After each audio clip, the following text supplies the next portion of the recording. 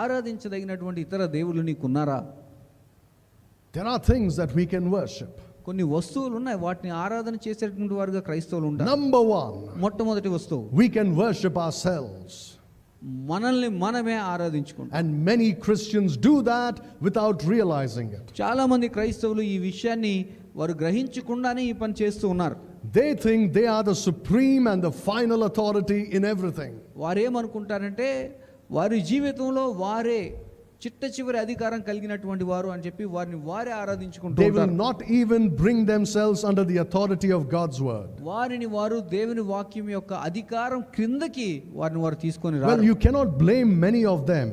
వారందరిని కూడా మనము కించపరచలేము లేదా తప్పు అని చెప్పలేము. The reason for that దానికి గల కారణం is ఏమిటంటే because their pastors have taught them from their childhood that there is no final authority for the Christian on the earth which can be found in